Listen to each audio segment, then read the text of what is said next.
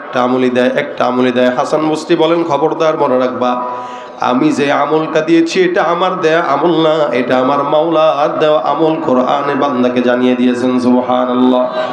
আমার আল্লাহ ডাক দিয়া বলেন, ফাকুলতু আস্তাগফিরু রাব্বাকুম ইন্নাহু কানা গফফারা ইউরসিলিস সামাআ আলাইকুম মিদরারা ওয়া ইউমদিদকুম বিআমওয়ালিন ওয়া বানিনা ওয়া ইয়াজআল লাকুম জান্নাত ওয়া ইয়াজআল লাকুম আনহারা।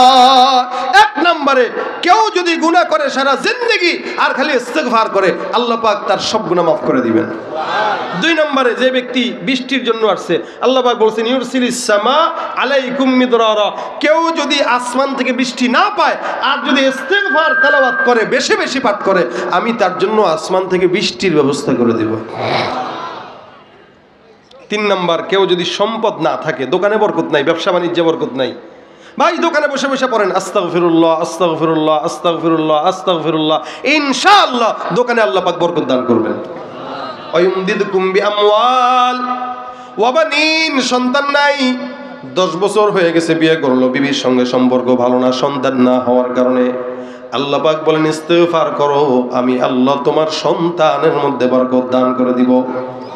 ফসলের মধ্যে খেতে হয় না, ফসল হয় না, বরকত হয় না, আল্লাহ বলেন ইস্তিগফার করো, বরকত দেব। নবী বলেন মাল্লাজিমাল ইস্তিগফারু জাআলাল্লাহু লাহু মিন কুল্লি হাম্মিন ফারাজা ওয়া মিন কুল্লি দিকিন মাখরাজা ওয়া রাযাকাহু মিন হাইথু লা ইয়াহতাসিব।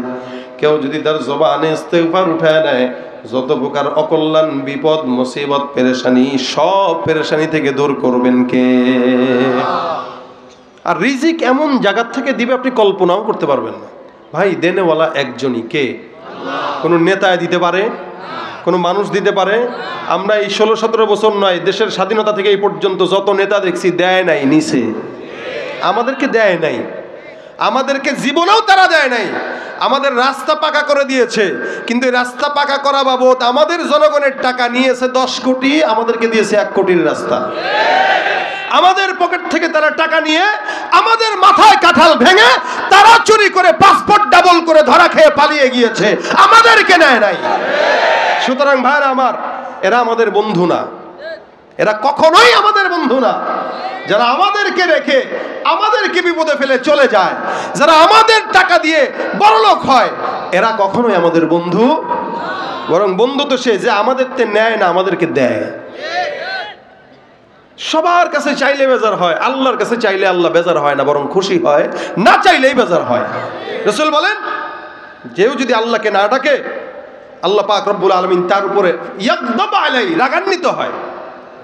কেউ যদি আল্লাহকে না ডাকে, আল্লাহ তার উপরে রাগ করে।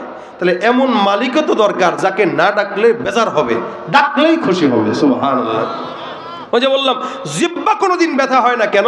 এই জিহ্বাকে ডাকার জন্য আল্লাহ দিয়েছেন, যে তোকে আমি দিলাম, তোর রক্ত, মাংস, পিণ্ড যা আছে সব আমি দিলাম, সুতরাং তুই বুঝিস এটার হক আমার। 24 ঘন্টা তুই আমাকেই ডাক, আমি আল্লাহ পাক তোর ডাকে সাড়া দিব, তুই বুঝবি না। সাথে আল্লাহ পাক আসমানে এসে বলে, আলামিন মুস্তাগফির, এমন কোন আসো চাও আমি দেব। আপনি ফজরের নামাজটা পড়ার সাথে সাথে আল্লাহ পাকের রহমত, বরকত, আপনি আপনার শরীর আর মনে আভা, আপনি আলামত প্রকাশ পাবেন। সব মুনাফিকরা ফজরের সময় ঘুমায়, কিন্তু আপনি সকালে ফজরের নামাজটা পড়ে একটু হাঁটবেন, দেখবেন আপনার অন্তরের মধ্যে আলাদা প্রশান্তি কাজ করতেছে। কেন জানেন? ফজরের নামাজের সময় সব আল্লাহর গোলামরাই জাগে, বেঈমানরা জাগে না। বেঈমানরা ঘুমায়, আল্লাহ পাক ওই সময় বান্দাকে রহমত দেয়। আপনি আমি আল্লাহর রহমত না নেওয়ার কারণে আমার রহমতটা পাহাড়ের চূড়ায় দিচ্ছে, আমার রহমতটা সমুদ্রে দিচ্ছে, পাহাড়ের গাছে দিচ্ছে, তারা উর্বর হচ্ছে, আর আমরা না খায়া শুকাইতে শুকাইতে মরতেছি। কেন? আমাদের বরকত আমরা নিতে পারি না। এজন্য জবান দিয়ে যতক্ষণ হায়াত আছে, যতদিন হায়াত আছে, জিকির একটা উঠান, ইস্তিগফার। সম্পদ দরকার, সন্তান দরকার, বিপদ মুক্ত হওয়া দরকার, আপনার সমস্ত ঝামেলা থেকে মুক্ত হওয়া দরকার, আপনার বিবি কথা শুনে না, সন্তান কথা শুনে না, গুনাহমুক্ত হওয়া দরকার, কত কি দরকার। প্রত্যেকটা জিনিসের আমল একটা, আস্তাগফিরুল্লাহ। আজকের এই মাহফিল থেকে 10 জন যদি এই নিয়ত করে যান যে আমি ইস্তিগফারের আমল আজকে থেকে করব, আজকে থেকে করব, ইনশাআল্লাহ আল্লাহ তাকে সব কিছু দিবেন। ভাই এই শোনেন, বুঝেন, আমাদের এই জায়গায় আজকের এই মাহফিলে আমাদের হিন্দু ভাইরাও আছে না? মুসলমান ভাইরাও আছে। মুসলমান ভাইদের গুনাহ মাফ করা দরকার আছে কিনা নাই? আছে। আর আমাদের হিন্দু ভাই যারা আছে এরা সবাই তো বড় লোক হইতে চায়, চায় না? আপনারাও চান না? বলেন তো এই দুনিয়ায় বড় লোক হইতে চায় না কে? সবাই চায়। তাহলে আমি সবাইকেই বলবো, কারো যদি গুনাহ মাফ হওয়া দরকার না থাকে, সে টাকার জন্য চাক, সন্তান নাই তার জন্য চাক, বিপদ আছে তার জন্য চাক, আপনি যেই কিছুতেই চাবেন সেটাই আল্লাহ পাক আশা পূরণ করে দিবে। শব্দ কতটুকু? আস্তাগফিরুল্লাহ বলেন, বলেন। নবী বলেন, রাসূল সাল্লাল্লাহু আলাইহি ওয়াসাল্লাম বলেন, আমি নবী হওয়ার পরেও প্রতিদিন 100 বার ইস্তেগফার করতাম। সুবহানাল্লাহ। কেন? রাসূল বলতেছেন, রাসূল নিষ্পাপ, জান্নাতের সরদার, নবী বলতেছেন আমি 100 বার পড়তাম। তাহলে আমাদের তো ভাই 1 কোটি বার পড়া দরকার, কিন্তু আমরা একবারও পড়ি না। এজন্য নিয়ত করেন নবীর সঙ্গে যেন মিলে যায়, প্রত্যেক দিন কমাস কম 100 বার। কয়বার? কয়বার? আমি নিয়ত করছি প্রত্যেক দিন 100 বার পড়বো। আপনারা নিয়ত করেন তো কারা কারা পড়বেন? আল্লাহ পাক সবাইকে তৌফিক দান করুক, বলেন আমিন। মাশাআল্লাহ, সবাই হাত তুলছেন, আলহামদুলিল্লাহ। আল্লাহ পাক যদি এই উসিলায় কাউকে কবুল করে, কি বলেন? কথা কয় না, জোরে বলেন আমিন। পড়তে থাকেন, আল্লাহ পাক যে কোনো জায়গা থেকে বরকত দান করবেন। বিপদ মুসিবত, সন্তান কথা শুনছে না, বিবি কথা শুনতেছে না, ঘরের ভিতরে ঝামেলা, পারিবারিক সমস্যা, যত সমস্যা সমাধান একটাই, আস্তাগফিরুল্লাহ। নেতার কাছে না দৌড়ায়া আস্তাগফিরুল্লাহ করেন, তাহলে বাস। আমাদের এই সমাজের নেতা কর্মীরা যারা আছে 100-র ভিতরে 90 জনই খারাপ, 10 জন মোটামুটি ভালো। সুতরাং এদের পিছনে দৌড়ায়া সময় নষ্ট করার কোনো যুক্তিকতা নাই। যার পিছনে দৌড়াইলে লাভ আছে তার পিছনে দৌড়ান। হায়াত অল্প সময়ের, এই হায়াতের মধ্যে আল্লাহ পাক রব্বুল আলামিনকে যত চিনবেন ততই কল্যাণ, আর যত ভুলবেন ততই অকল্যাণ। আল্লাহ তাকে আমাদেরকে চিনার তৌফিক দান করুন, বলেন আমিন। মাওলার এশকে জলে আগুন, নিভাইলে যে নিভে না, পুরে পুড়ে ছাই হইল এই যে পাগলের সিনা, পুরে পুরে ছাই হইল এই যে পাগলের সিনা, ধরা দিয়ে দাও না ধরা,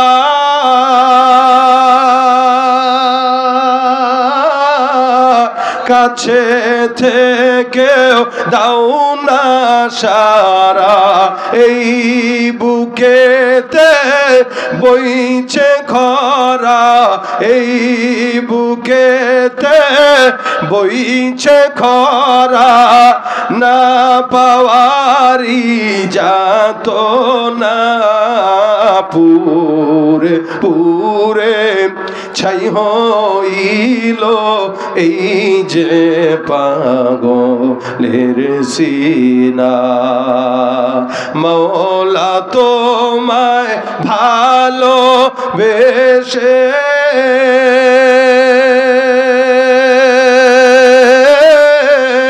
কলিজা পুড়ে গন্ধ আসে, আমি তোমার নূরে যাব মিশে, তোমার নূরে যাব মিশে, দূরে ঠেলে দিও না, পুরে পুরে ছাই হইল এই যে পাগলের সিনা, পুরে পুরে ছাই হইল এই যে পাগলের সিনা।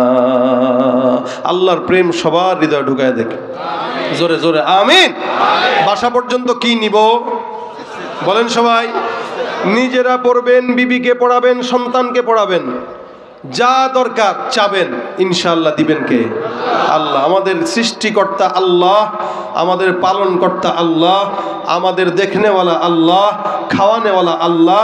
যা কিছু দরকার চাবো আল্লাহর কাছে। আল্লাহ পাক তার গোলামি করে আমাদেরকে জমিন থেকে বিদায় হওয়ার তৌফিক দান করুক, বলেন আমিন। সকলে পড়েন তো আস্তাগফিরুল্লাহ রাব্বি মিন কুল্লি যামবি ওয়া আতুবু ইলাইহি, আস্তাগফিরুল্লাহ রাব্বি মিন কুল্লি যামবি ওয়া আতুবু ইলাইহি। এতটুকুন শব্দ যতটুকু মানুষ জানেন, দোকানে বসে আছেন, কোথাও যাচ্ছেন, আপনার কাজ আছে, গাড়ি চালাইতেছেন, অফিস আদালতে বসে আছেন, হাতের কাজ আছে, পায়ের কাজ আছে, জবানের কোনো কাজ নাই। জবানের কাজ রাখবো একটাই, আস্তাগফিরুল্লাহ আস্তাগফিরুল্লাহ। গীবত, শিকায়াত, পরনিন্দা, প্রতিহিংসা, মানুষের সঙ্গে শত্রুতা সব বাদ দিয়ে যখন সময় হয় ইস্তেগফার। আল্লাহ পাক আমাদের পড়ার তৌফিক দান করুক। আর এই কাফেলার ভাইদের জন্য দোয়া করবেন, যারা আজকের সুন্দর একটি আয়োজন উপহার দিয়েছে। ওনাদের একটা চিন্তা আছে, এখানে একটা ওনাদের জন্য নিজস্ব যারা একটা কবরস্থান, একটা মসজিদ, একটা মাঠ, একটা মাদ্রাসা এনারা করবে। আমাদের আজকের সম্মানিত সভাপতি সাহেব, ওনার বাবা আমি শুনলাম অনেক দানবীর ছিলেন, অনেক ভালো মানুষ ছিলেন। আল্লাহ ওনার বাবাকে জান্নাতুল ফিরদাউস দান করুক, ওনাকে আল্লাহ নেক হায়াতের সাথে সুস্থতার হায়াত দান করুক। সকলে বলেন আমিন। যেই নিয়তটা ওনারা করছেন, এই সৎ নিয়তটাকে আল্লাহ পাক কবুল করুক। সকলে বলেন আমিন। দুরূদ শরীফ পড়ুন, আল্লাহুম্মা সাল্লি আলা